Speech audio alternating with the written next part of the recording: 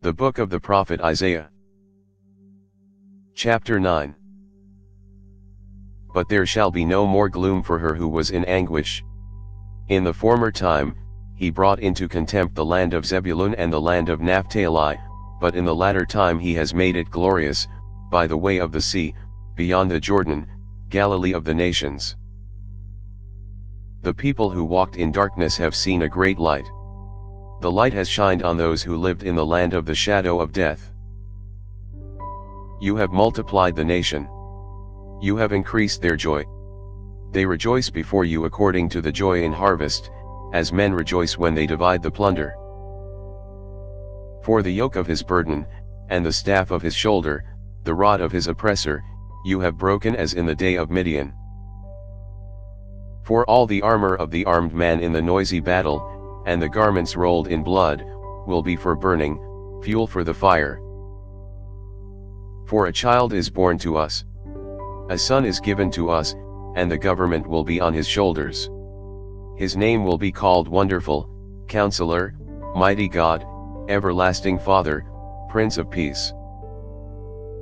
Of the increase of his government and of peace there shall be no end, on David's throne, and on his kingdom, to establish it, and to uphold it with justice and with righteousness from that time on, even forever. The zeal of Yahweh of armies will perform this. The Lord sent a word into Jacob, and it falls on Israel. All the people will know, including Ephraim and the inhabitants of Samaria, who say in pride and in arrogance of heart, the bricks have fallen, but we will build with cut stone. The sycamore fig trees have been cut down, but we will put cedars in their place. Therefore Yahweh will set up on high against him the adversaries of Rezin, and will stir up his enemies.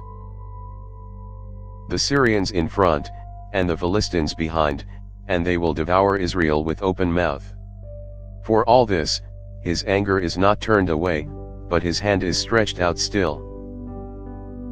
Yet the people have not turned to him who struck them, neither have they sought Yahweh of armies. Therefore Yahweh will cut off from Israel head and tail, palm branch and reed, in one day. The elder and the honorable man is the head, and the prophet who teaches lies is the tail. For those who lead this people lead them astray, and those who are led by them are destroyed. Therefore the Lord will not rejoice over their young men, neither will he have compassion on their fatherless and widows, for everyone is profane and an evildoer, and every mouth speaks folly.